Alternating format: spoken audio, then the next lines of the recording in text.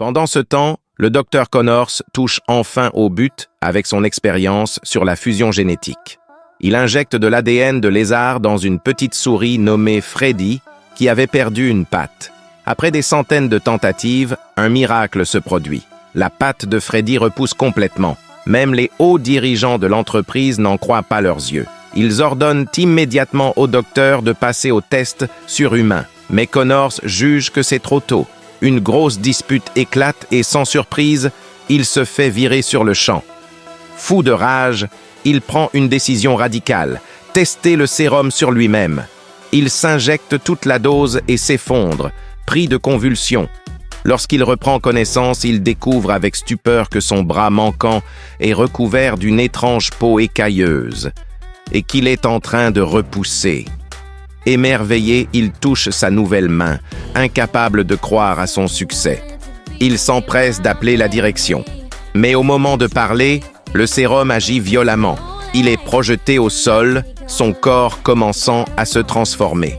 Comprenant que la société pourrait utiliser cette découverte à des fins médicales, il décide d'intervenir et prend un taxi. Mais déjà, sa peau devient rugueuse et ses ongles se transforment en griffes.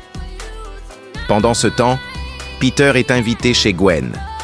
Tout semble bien se passer, jusqu'à ce qu'il réalise avec stupeur que son père est le capitaine de police qui traque Spider-Man. Lors du dîner, la discussion tourne autour du justicier masqué et Peter, agacé, ne peut s'empêcher de réagir, rendant l'ambiance extrêmement tendue. Heureusement, Gwen l'attrape par le bras et l'entraîne sur le balcon. Elle ne comprend pas pourquoi il agit si bizarrement. Alors Peter décide de tout lui avouer.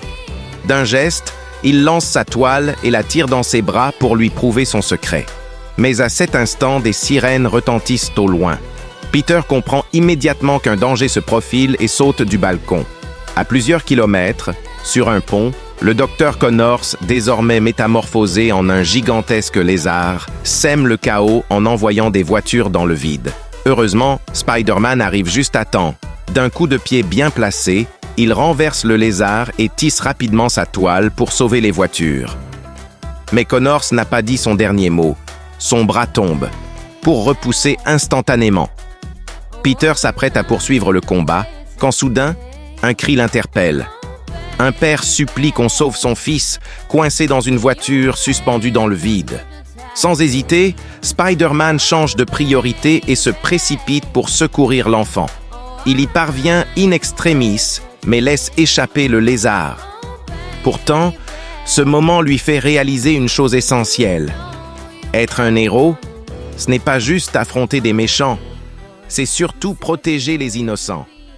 Ça te plaît?